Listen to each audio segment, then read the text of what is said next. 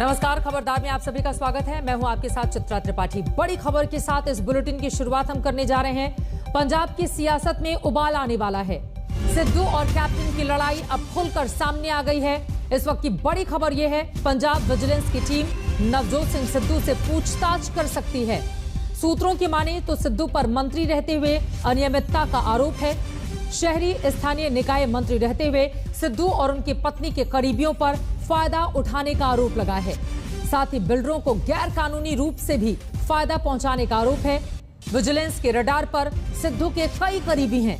आपको बताते चले, पंजाब में अगले साल विधानसभा के चुनाव होने हैं, लेकिन उसके ठीक पहले कांग्रेस में अब इस तरह की खबर के बाद खलबली मची हुई है। सत्येंद्र चौहान हमारे संवाददाता जुड़ चुके हैं ज्यादा जानकारी के साथ। सत्येंद्र, नवजोत सिंह सिद्धू की मुश्किलें बढ़ती हुई दिखाई दे रही हैं। जल्द ही उनसे पूछताछ हो सकती है, विजिलेंस की टीम पहुंच सकती है। क्या और जानकारी मिल रही है सत्येंद्र? देखिए चित्रा, सबसे पहले तो ये बता दूं कि नवजोत सिंह सिद्धू को यह आभास हो चुका है कि कैप्टन अमरिंदर सिंह अब उनके पीछे पड़ चुके हैं। सबसे पहले उन्होंने नवजोत सिंह सिद्धू को चुनौती दी कि सिद्धू पटियाला से आकर चुनाव लड़े, जबकि अभी नवजोत सिंह सिद्धू कांग्रेस में है और कैप्टन अमरिंदर सिंह मुख्यमंत्री हैं। लेकिन नवजोत सिंह सिद्धू के खिलाफ जिस तरीके से मोर्चा खुला है, उससे साफ हो गया है कि नवजोत सिंह सिद्धू की कांग्रेस में अब फजीहत शुरू हो चुकी है। सबसे पहले एक पुराना मामला था जिसे विजिलेंस ने खोल लिया है, और उसके अलावा एक नई कंप्लेंट 20 पन्नों की विजिलेंस के पास तैयार पड़ी है, जिसमें नवजोत सिंह सिद्धू की पत्नी यानी कि नवजोत कौर सिद्धू का सीधे नाम है, नवजोत सिंह सिद्धू के राइट हैंड बनी सिद्धू, जो कि उनके बचपन के दोस्त हैं और पुराने एक मामले में उनके साथ शामिल थे, उनका नाम भी इसमें शामिल है। इसके अलावा तकरीबन 8 से 10 ऐसे लोग हैं जो किसी ना किसी रूप में नवजोत सिंह सिद्धू और उनके परिवार से सीधे तौर पर जुड़े रहे हैं, जिसमें नवजोत कौर सिद्धू के 2 पीए हैं। और इनके ऊपर आरोप यह लगाया है कि जब नवजोत सिंह सिद्धू शहरी निकाय मंत्रालय के मंत्री थे, उस दौरान उस डिपार्टमेंट में काफी भ्रष्टाचार हुआ, बिल्डरों के साथ सांठगांठ की गई। जीरकपुर और डेराबस्सी मोहाली में बड़े बिल्डरों को जानबूझकर फायदा पहुंचाया गया। यहां तक कि नवजोत कौर सिद्धू की जो पत्नी है, उनके पीए हैं, वो भी जो है बिल्डरों के साथ मिलकर काम करते थे। और नवजोत सिंह सिद्धू ने अभी ट्वीट करके ये कहा है, वेलकम @ कैप्टन अमरिंदर सिंह, यानी कि नवजोत सिंह सिद्धू ने भी इसका स्वागत किया है कि आप खुलकर लड़ाई लड़िए। चलिए, बहुत शुक्रिया सत्येंद्र इस पूरी जानकारी के लिए। और अब यहाँ पर सिद्धू की ओर से ट्वीट करके ये कहा गया है, most welcome, please do your best. और कैप्टन अमरिंदर को उन्होंने बकायदा इसके लिए टैग कर दिया है। आगे पंजाब में अब इस सिरफुटौल का क्या होगा अंजाम, किस तरह से जांच आगे बढ़ेगी, इस पर लगातार रहेगी आज तक की नजर। और अब रुक करते हैं खबरदार में आज की बड़ी खबरों का। प्रेजेंटेड बाय कैंट आरू, जो देता है सबसे शुद्ध पानी। को presented by macho Hind, fashion बड़े आराम से, in association with Usha swing machine.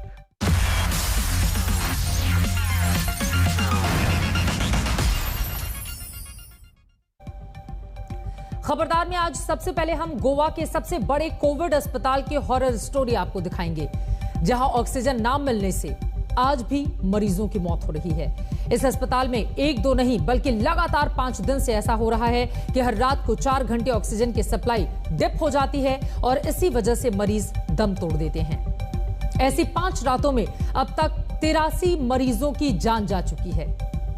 इससे बड़ी लापरवाही और कोई भी नहीं हो सकती। लेकिन सवाल यह है कि अपनी नाकामी से लोगों की सांसें छीनने वालों को चैन सुकून कैसे है। इसके बाद हम आपको ब्लैक फंगस के खतरे और बचाव के बारे में बताएंगे, क्योंकि देश में ब्लैक फंगस के केस लगातार बढ़ते जा रहे हैं और ये बहुत चिंता की बात है। कोरोना से रिकवर हुए लोग कैसे ब्लैक फंगस की चपेट में अब आते जा रहे हैं और इसे शुरुआती तौर पर कैसे पहचाना जाए, कैसे इससे बचाव किया जाए, ये सब देश के बड़े डॉक्टर से जानेंगे। सरकार का दावा है कि कोरोना की दूसरी लहर से बने हालात अब धीरे धीरे ही सही स्थिर हो रहे हैं, लेकिन अब भी हर दिन 3 लाख से ज्यादा केस सामने आ रहे हैं और 3.5 से 4 हजार लोगों की मौत हो रही है। कई लोगों के दावे ये भी हैं कि मरने वालों का आंकड़ा कहीं और ज्यादा है और गंगा में लगातार प्रवाहित हो रहे शव इसकी गवाही दे रहे हैं।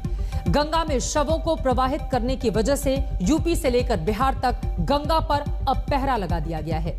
यूपी और बिहार में गंगा किनारे कैसे पुलिस लगातार पेट्रोलिंग कर रही है, इसे भी आपको हम आज दिखाने वाले हैं। इसके बाद हम आपको ग्रामीण भारत की अपनी ग्राउंड रिपोर्ट का दूसरा पार्ट दिखाएंगे, क्योंकि गांव-गांव में कोरोना का खतरा पहुंचने की बात लगातार की जा रही है और उसी तरह की तस्वीरें भी निकलकर सामने आ रही हैं। लेकिन खबरदार में सबसे पहले बात गोवा की करेंगे। कोरोना से लड़ने में हर सरकार ने नाकामियों के रिकॉर्ड बनाए हैं। जब भी इस दौर को इतिहास में याद किया जाएगा और सरकारों की नाकामी को याद किया जाएगा तो उसमें गोवा का जिक्र, उसका नाम जरूर आएगा। क्योंकि क्या आप सोच सकते हैं, एक राज्य में सबसे बड़े कोविड अस्पताल में लगातार 5 दिन से ऑक्सीजन की सप्लाई में रुकावट आए और उसकी वजह से लगातार मरीजों की मौत हो रही हो। ऐसा गोवा में लगातार हो रहा है और सबसे बड़ी बात यह है कि इन मौतों की जिम्मेदारी लेने को कोई भी तैयार नहीं, किसी को तो कोई फर्क ही नहीं पड़ रहा है। देखिए,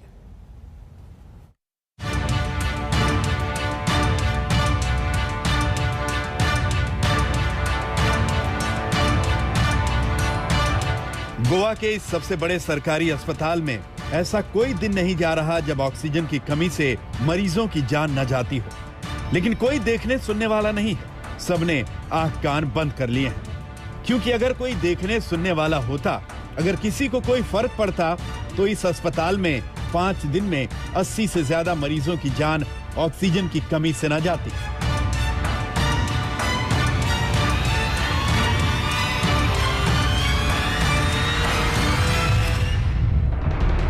11 मई को इस अस्पताल में 26 मरीजों की मौत हुई, 12 मई को 21 मरीजों की मौत, 13 मई को 15 और मरीजों की जान गई, 14 मई को 13 कोरोना मरीज मारे गए, 15 मई को 8 मरीजों की मौत हुई। ये मौतें नहीं, सीधा सीधा मर्डर है, क्योंकि बात किसी एक दिन की नहीं है। रोज रोज वही हो रहा है। मरीजों तक ऑक्सीजन नहीं पहुंच रही, इसी से जाने जा रही हैं और सब बैठकर मौत का तमाशा देख रहे हैं। आज भी डार्क आवर में जो 8 मृत्यु हुई है, ये बेसिकली हमें लग रहा है कि जो इंफ्रास्ट्रक्चर का प्रॉब्लम है, जो हमने खबर निकाली अंदर से, तो मालूम पड़ रहा है कि जो पाइपलाइन है पुरानी है, जो प्रेशर हैंडल नहीं कर पा रहे। और आज सुबह जब मैं खुद घर से पणजी आ रहा था तो देखा कि बुलक कार्ट जैसा स्लो ट्रैक्टर जा रहा है शायद प्लांट को फिलिंग करने। तो इस टाइम पे हमें गोवा को चाहिए फास्ट मूवमेंट, फॉरवर्ड मूवमेंट वाले लोग जो काम करेंगे। अगर इस तरह का अगर इंफ्रास्ट्रक्चर का प्रॉब्लम हो तो गोवा को भगवान ही बचा सकता है। जीएमसी में पिछले 1 साल से मेंटेनेंस नहीं हुआ है। Goa state infrastructure development corporation, जिसका चेयरमैन खुद मुख्यमंत्री है, इनका काम है, वो कॉर्पोरेशन का काम है जीएमसी का मेंटेनेंस का। हमें जो अभी इंफॉर्मेशन मिल रही है कि मेंटेनेंस भी नहीं हुआ है और इसके कारण जो पाइपलाइन है, जो मेंटेनेंस वगैरह सब है हॉस्पिटल का, प्रेशर 3rd और 4th फ्लोर पर नहीं जा पा रहा है। इस अस्पताल में ज्यादातर मौतें रात को 2 बजे से सुबह 6 बजे के बीच हुई। ये वो वक्त होता है जब ऑक्सीजन सप्लाई कोविड वार्ड तक की जाती है, लेकिन अस्पताल की पूरी व्यवस्था ही ध्वस्त है और इसी से लोग मारे जा रहे हैं। इस वक्त हम गोवा मेडिकल कॉलेज हॉस्पिटल के पास ही मौजूद है और देखिए यहाँ पर प्रॉब्लम क्या है। यहाँ पर हेल्थ इंफ्रास्ट्रक्चर बहुत ज़्यादा खराब है। देखिए ऑक्सीजन के सिलेंडर्स भी, ये देखिए ये ट्रॉली और ट्रैक्टर के सहारे यहाँ पर लाए जाते हैं। देखिए यही कारण है। देखिए ये जो ट्रैक्टर है, ट्रैक्टर में किस तरीके से ये ऑक्सीजन के सिलेंडर्स है वो लाए जाते हैं, फिर इनको नीचे के स्टोर रूम में लेके जाते हैं और वहां से इस ऑक्सीजन को, ये देखिए जो 3rd और 4th फ्लोर है, उस जगह पर इस ऑक्सीजन को सप्लाई किया जाता है। लेकिन यहाँ पे इतने खराब हालात है, लॉजिस्टिकल इश्यूज इतने ज़्यादा है कि जो ऑक्सीजन है वो बराबर से कोविड पेशेंट्स के वार्ड तक नहीं जाता। तो ऑक्सीजन अचानक से ड्रॉप हो जाता है और बिना ऑक्सीजन के कई सारे पेशेंट्स अपनी जान गंवा बैठे हैं। गोवा के इस अस्पताल की क्या दुर्दशा है, ये अस्पताल के अंदर की तस्वीरें बता रही हैं। इन तस्वीरों को देखकर कौन नहीं कहेगा कि मरीजों का जीना मरना भगवान भरोसे है। एक ही वार्ड में ठूस ठूस कर लोग भरे हुए हैं। बेड नहीं मिले तो फर्श पर मरीज लेटे हुए हैं। मरीज के बेड के नीचे मरीज लेटे हैं। टॉयलेट गंदगी से भरे। इस दुर्दशा में भी मरीज के बचने का थोड़ा बहुत चांस बचता है। वो चांस भी सिस्टम ऑक्सीजन ना पहुंचाकर खत्म कर देता है, यानी कहीं से बचने का कोई रास्ता नहीं। ये हालात किसी से छिपे नहीं थे, सब अपनी आंखों से इसे देख रहे थे, लेकिन किसी को परवाह नहीं थी कि सिस्टम तुरंत दुरुस्त किया जाए जिससे मरीजों की जान बचाई जा सके। गोवा के जो हेल्थ मिनिस्टर है विश्वजीत राणे, उन्होंने ट्वीट करके एक जानकारी दी कि जीएमसी से 350 से ज्यादा कोविड पेशेंट्स को इस सुपर स्पेशलिटी ब्लॉक में रातों रात शिफ्ट किया है। तस्वीरों में आप देख सकते हैं ये बड़ा हॉस्पिटल यहाँ पर, और यहाँ पर 350 कोविड पेशेंट्स को यहाँ पर शिफ्ट किया गया है। अस्पताल में 20,000 लीटर का टैंक लगाने के दावे किए गए थे, लेकिन जब ऑक्सीजन की सप्लाई ठीक नहीं कर पाए तो मरीजों को रातों रात दूसरे ब्लॉक और बिल्डिंग में शिफ्ट कर दिया, जिसे अभी औपचारिक तौर पर शुरू भी नहीं किया गया। गोवा के स्वास्थ्य मंत्री का दावा है कि इसमें सभी सुविधाएं हैं, लेकिन यह काम पहले भी किया जा सकता था। कम से कम इतने मरीजों की जान तो नहीं जाती।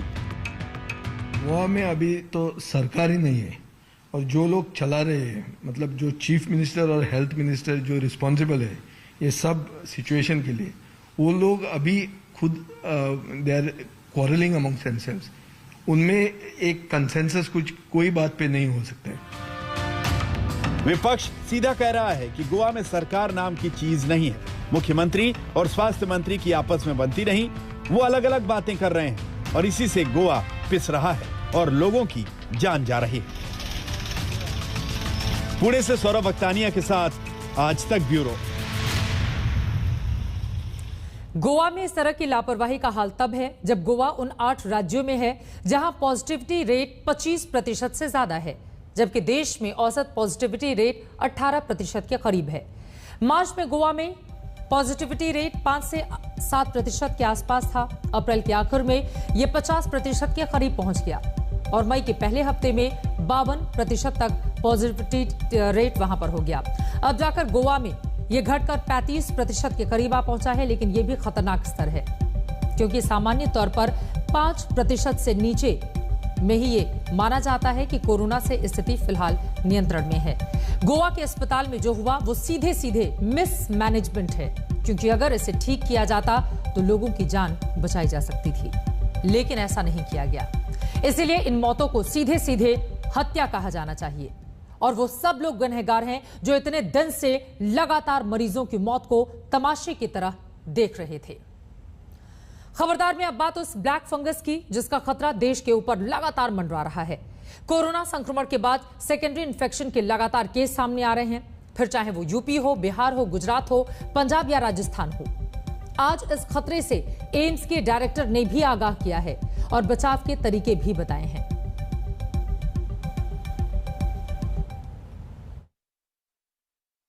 जो हम कहते हैं CAM, Covid associated mucormycosis. Mucormycosis एक फंगल इन्फेक्शन है कि जो स्पोर्स हैं इस फंगस के वो मिट्टी में भी पाए जाते हैं, हवा में भी पाए जाते हैं, कुछ हद तक ये कहते हैं कि फूड में भी पाए जाते हैं। लेकिन ये फंगस जो है लो विरुलेंस है, यूजली इन्फेक्शन नहीं करता है। और अगर हम कोविड से पहले की बात करें तब भी ये फंगल इन्फेक्शन देखा जाता था, लेकिन इसकी इंसिडेंस बहुत कम थी और रेयर इन्फेक्शन था।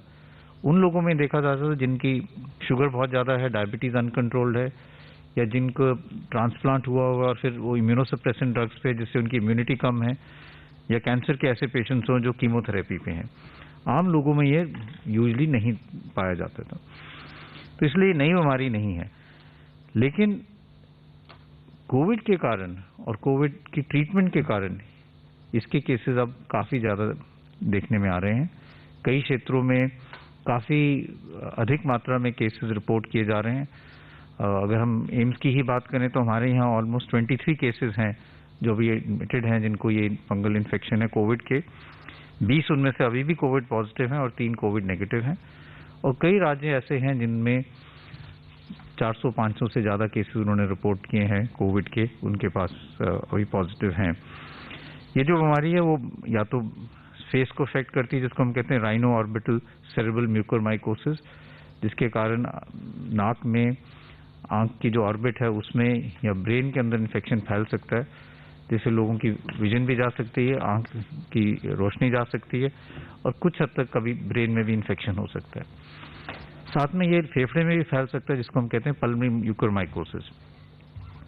दोनों में कुछ लक्षण हैं, जैसे अगर राइनो ऑर्बिटल सेरेब्रल म्यूकरमाइकोसिस है तो हेडेक हो सकता है, सिर में दर्द हो सकती है, नाक ब्लॉक हो सकता है, नाक से सिक्रीशंस आ सकती हैं जो हरे रंग की हो, या नाक से खून आ सकता है, या एक चेहरे में सेंसेशन कम हो सकती है, एक साइड में चेहरे में सोजिश हो सकती है, या स्किन में डिस्कलरेशन हो सकता है।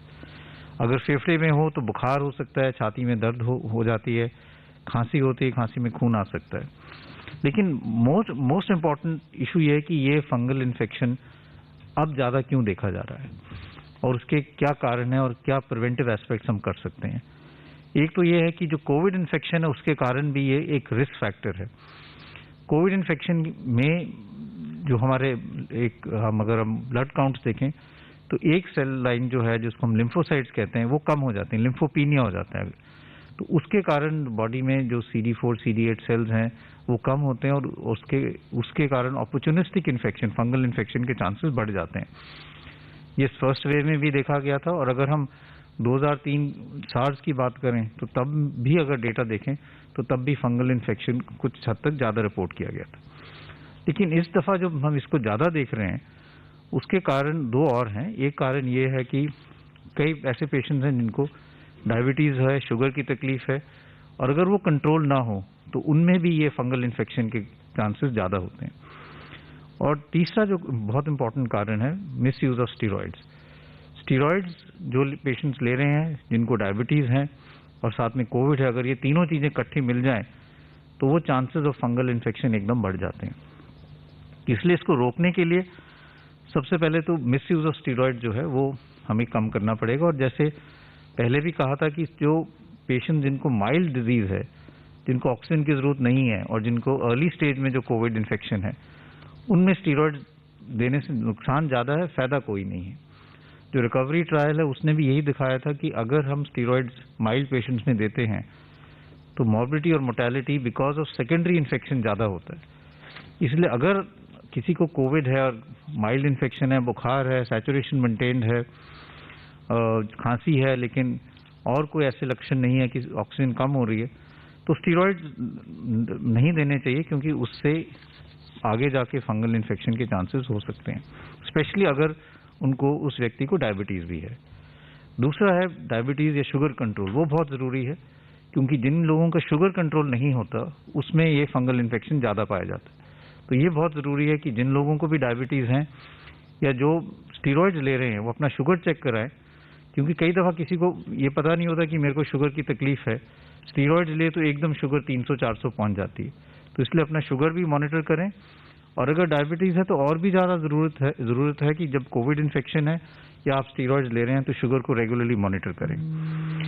तीसरी चीज़ ये है कि मास्क अपना लगा के रखें। जैसे मैंने कहा ये स्पोर्स हैं, हवा में भी इसके फंगस हो सकता है, मास्क लगाना ज़रूरी है, स्पेशली अगर आप कोई कंस्ट्रक्शन साइट पे जा रहे हैं जहाँ पे इसके फंगस के चांसेस ज़्यादा हो सकते हैं।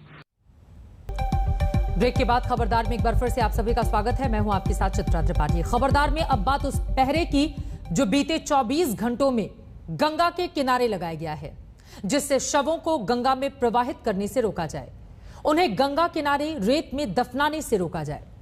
पिछले कुछ दिनों से हम आपको लगातार रिपोर्ट दिखा रहे हैं कि कैसे यूपी से लेकर बिहार तक गंगा में शव बह रहे हैं, कैसे शहर शहर गंगा के किनारे शव पड़े हुए हैं, कैसे गंगा के किनारे शवों को दफनाया गया है। ये कोरोना काल की सबसे बड़ी त्रासदी है कि अंतिम संस्कार तक उन्हें नसीब नहीं है।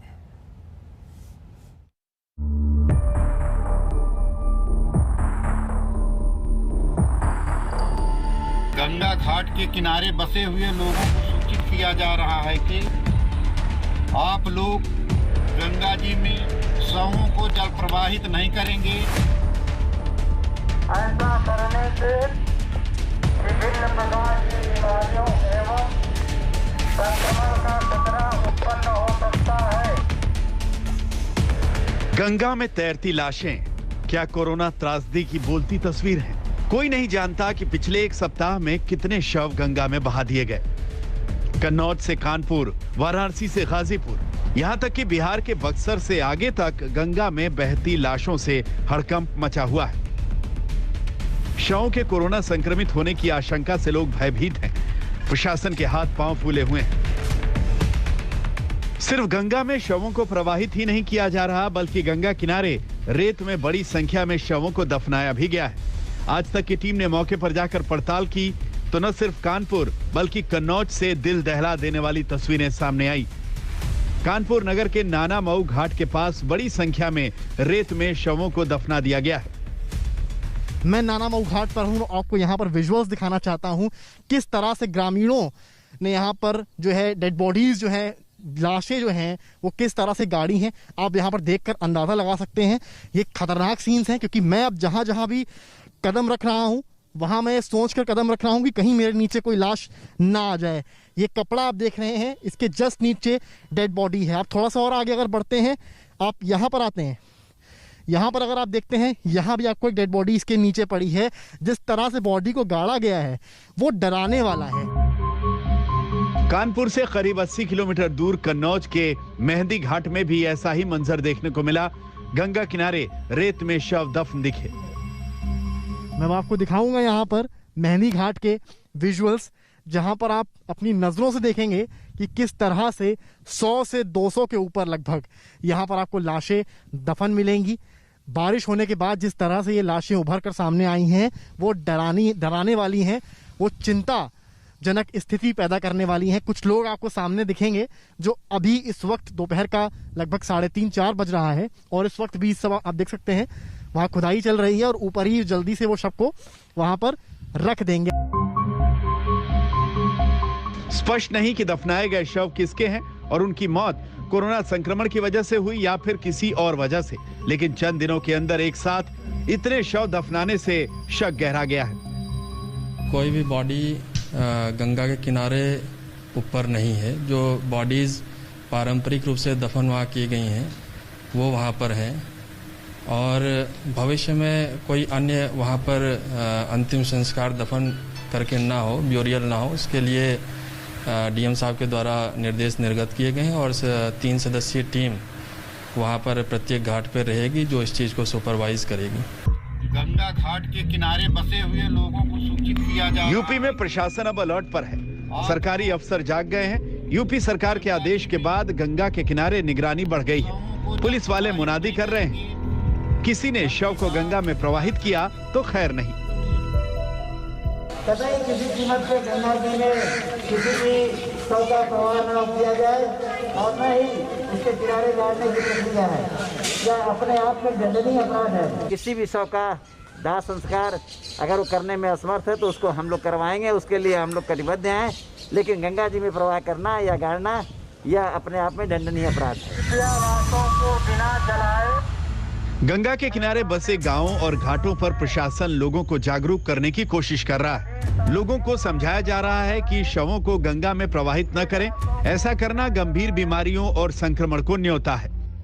लाशों को बिना जलाए गंगा में प्रवाहित न करें। ऐसा करने से विभिन्न प्रकार की बीमारियों एवं संक्रमण का खतरा उत्पन्न हो सकता है। यूपी नहीं, बिहार की सरकार ने भी गंगा पर पहरा लगा दिया है। सरकार के फैसले के बाद यूपी से सटे बक्सर में पुलिस की टीम गंगा में लगातार पेट्रोलिंग कर रही है। बहते शवों का दाह संस्कार कराया जा रहा है।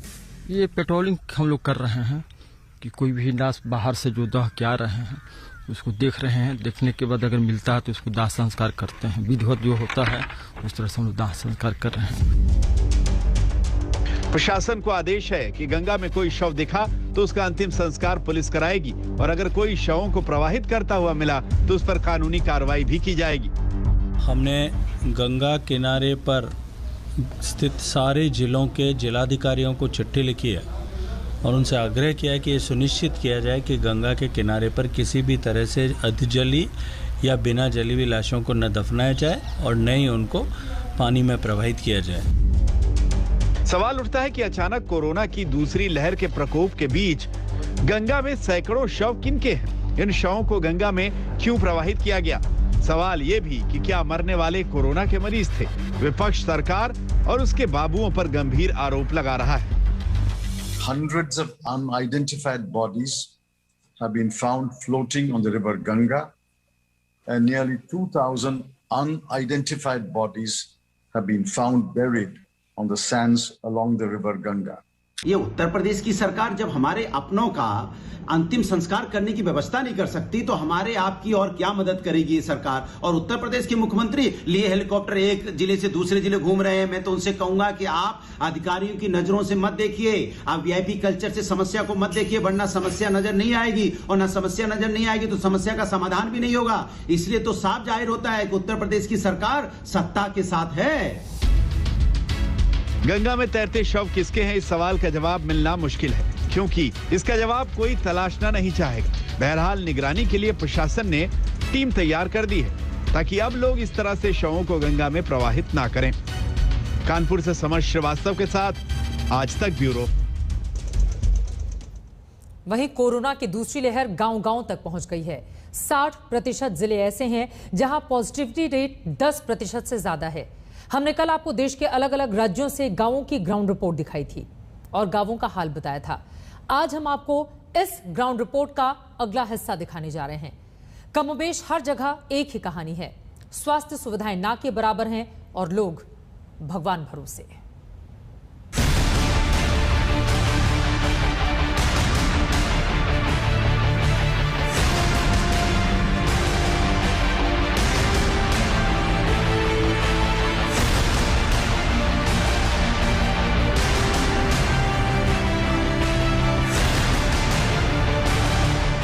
कोरोना की दूसरी लहर में आधुनिक मेडिकल सुविधा वाले शहरों का हाल जब बदतर है तो गांवों की हालत का अंदाजा लगाना बहुत मुश्किल नहीं।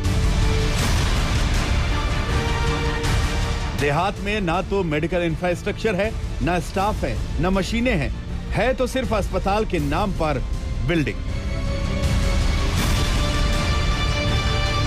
गांव के लोगों में कोरोना को लेकर जागरूकता की कमी है। लोग बीमारी को ठीक से समझ नहीं पाते, यानी खतरा दोहरा है।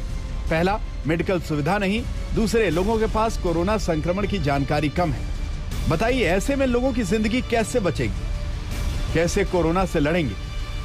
वाराणसी का कशाई गांव इसकी कीमत चुका रहा है। कितने लोग मरे? 7 लोग इस गांव में मरे हैं। इस गांव में 7 लोग मरे हैं। कितने दिन में? 13 तारीख से लेके 8 तारीख तक, मतलब 8 दिन के अंदर 7 लोग मर गए हैं। अस्पताल की हालत किसी से छिपी नहीं, ना ही गांव में कोरोना टेस्टिंग हो रही है। गांव वालों का आरोप है कि सरकारी तंत्र का कोई पूछने नहीं आता। यहाँ पर कोई जांच हुई है अभी तक? नहीं, यहाँ पर अभी तक तो कोई जांच नहीं हुई है, मेरे नॉलेज में कोई जांच नहीं हुई है। काफी लोग बीमार हुए थे? हाँ, काफी लोग बीमार हुए थे भाई, क्योंकि उनके जाने के बाद हम लोग भी थोड़ा बहुत हुए थे। आपको भी हुआ था? कानपुर के खालिसपुर कपिलधरा गांव की हालत भी इससे अलग नहीं है। लोगों को कोरोना हुआ भी तो समझ नहीं पाते। अगर कोरोना होने का पता लग गया तो समाज से बहिष्कार का डर सताने लगता है। डर तो रही है, पूरे डर रहे हैं। क्यों डर रहे हैं? अरे कोरोना के दहशत जैसे ऐसे हो गया है, आदमी इतना ज्यादा मरे, मुश्किल से दहशत में हो गए आदमी एकदम। जांच कराने से डर रहे हैं? जांच कराने से भी डर रहे हैं। ये निकल जाएगा तो लोग हमसे दूरी बना लेंगे, तो ये है वो है, ऐसा कर रहे हैं लोग। और लोग अफवाह फैला रहे हैं। क्या अफवाह? कि अरे बीमार है, इसके इस वजह से छूने से सबको हो जाएगा, ये है वो है, ऐसे कर रहे हैं लोग। इसलिए लोग कोई जा नहीं रहा है, न कोई यहाँ पर जांच करने आ रहा है कि जांच कराए आदमी। बिहार के गांवों की तस्वीर कैसी होगी, ये शहरों की हालत से जाहिर है। बिहार के बड़े शहर दरभंगा के सबसे बड़े सरकारी अस्पताल दरभंगा मेडिकल कॉलेज की हालत किसी मरणासन्न मरीज से कम जर्जर नहीं है। बीमार अस्पताल भला मरीजों को क्या स्वस्थ करेगा? लोग सिस्टम को कोस रहे हैं। मैं अपने रीजन में इस स्वास्थ्य उपकेंद्र के विषय में तत्कालीन डीएम के यहाँ, सिविल सर्जन के यहाँ और हेल्थ मिनिस्टर के यहाँ हमने आवेदन, पब्लिक पिटीशन कई एक बार लगा चुका हूँ और उस पर आश्वासन के सिवा आज तक हम लोग को कुछ प्राप्त नहीं हुआ है। सिर्फ आश्वासन ही मिलता चला जा रहा है।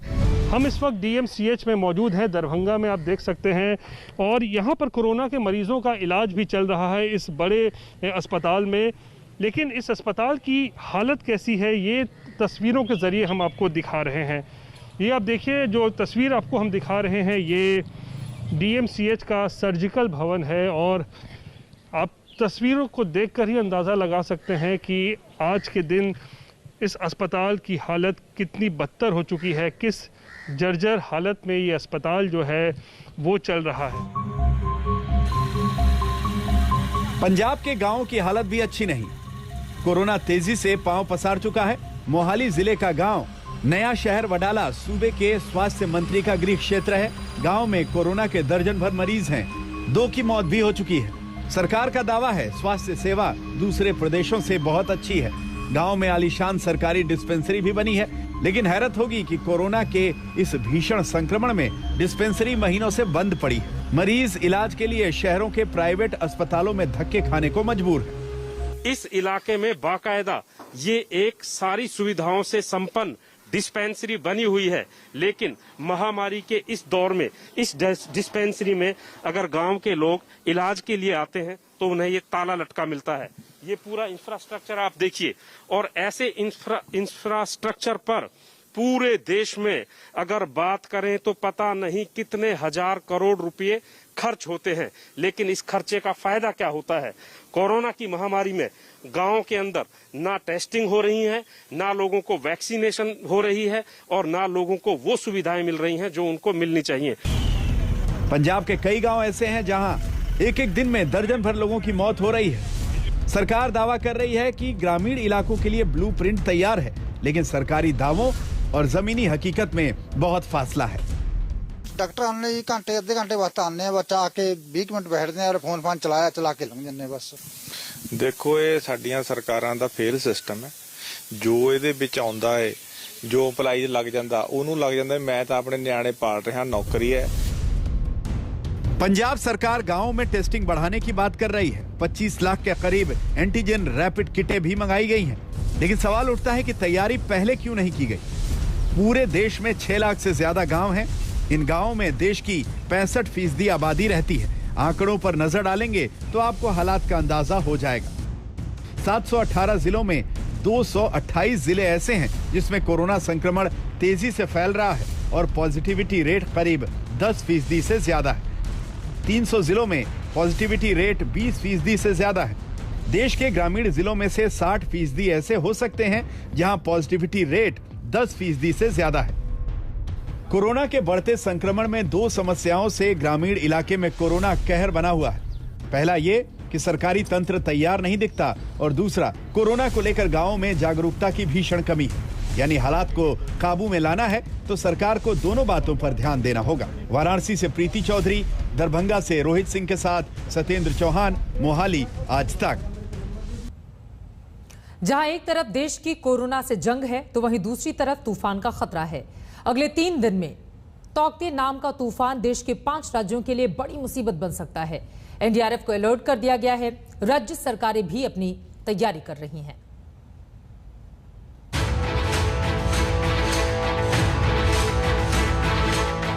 अरब सागर में उठे चक्रवाती तूफान तौकाते की आहट सुनाई देने लगी है। समंदर में हलचल तेज है। कोच्चि भारी बारिश के बाद जल भराव का सामना कर रहा है। मौसम विभाग का अनुमान है कि चक्रवाती तूफान के अत्यंत भीषण रूप में तब्दील होने की संभावना है। हवाएं 150 से 160 किलोमीटर प्रति घंटे की रफ्तार से चलने की संभावना है। हवाओं की रफ्तार बीच बीच में 175 किलोमीटर प्रति घंटा भी हो सकती है। अगले 3 दिन तक गुजरात, महाराष्ट्र और केरल के तटों तक चक्रवाती तूफान पहुंच सकता है। माना जा रहा है कि चक्रवाती तूफान तौकाते गुजरात के वेरावल और पोरबंदर के बीच मांगरोल के पास तट से टकराएगा। अभी फिलहाल साइक्लोनिक स्टॉर्म टॉटे अभी ईस्ट सेंट्रल अरेबियन सी एडजॉइनिंग साउथ ईस्ट अरेबियन सी में है। उसका मूवमेंट नॉर्थ वेस्टर्ली रहेगा और उसका इंटेंसिफिकेशन अगले 6 घंटे में सीवियर साइक्लोनिक स्टॉर्म होने का संभावना है। गुजरात के कच्छ, सौराष्ट्र के समुद्री इलाकों में साइक्लोन को लेकर कोस्ट गार्ड अलर्ट पर है। मछुआरों को समंदर से दूर रहने की चेतावनी दी गई है। महाराष्ट्र में अलर्ट जारी कर दिया गया है। तूफान को देखते हुए मुंबई के दहिसर के जबो कोविड अस्पताल से मरीजों को शिफ्ट कर दिया गया है। मुंबई में भी तूफान से पहले हवाएं तेज चल रही हैं। मुंबई, ठाणे और रायगढ़ में सोमवार को बहुत तेज बारिश होने की संभावना है। तमिलनाडु सरकार ने 2500 मछुआरों को अरब सागर में तूफान से सचेत रहने और समुद्र से निकल आने को कहा है। हालात से निपटने के लिए एनडीआरएफ की टीमें बिल्कुल तैयार हैं और प्रभावित होने वाले राज्य सरकारों से संपर्क में है। एनडीआरएफ की 100 से ज्यादा टीमें राहत और बचाव कार्य का मोर्चा संभालने को तैयार हैं। हर टीम में पेड़, बिजली के खंभे काटने, बोट और बचाव चिकित्सा के उपकरणों से लैस 47 जवान शामिल हैं। हमारी टीमों की जो तैनाती का बात है, इसमें हम पूरी तरीके से प्रिपेयर्ड हैं। 24/7 हम वॉच रख रहे हैं। मुंबई में मुंबई के सटे हुए इलाके जैसे महाड़ है, पालघर है, और इन मुंबई के अंदर की बात करें तो दहिसर के कुछ क्षेत्र और बांद्रा के कुछ क्षेत्र जो हैं जो प्रभावित हो सकते हैं, उसको लेकर हम पूरी तरीके से तैयारी में हैं। तूफान की संभावना को देखते हुए भारतीय वायुसेना भी सतर्क है। वायुसेना के 16 ट्रांसपोर्ट एयरक्राफ्ट और 18 हेलीकॉप्टर को उड़ान के लिए तैयार रहने का निर्देश दिया गया है। प्रधानमंत्री नरेंद्र मोदी ने भी दिल्ली में अफसरों के साथ बैठक की। 5 राज्यों की सरकारें और दिल्ली का पूरा तंत्र तूफान से निपटने की तैयारी में जुटा हुआ है। लोगों को हिदायत दी जा रही है कि समंदर से फिलहाल दूर रहें। आज तक ब्यूरो। इसी के साथ खबरदार में एक छोटे से ब्रेक के लिए हम रुकेंगे। कुछ और बड़ी खबरों के साथ फौरन लौटते हैं। आप देखते रहिए आज तक।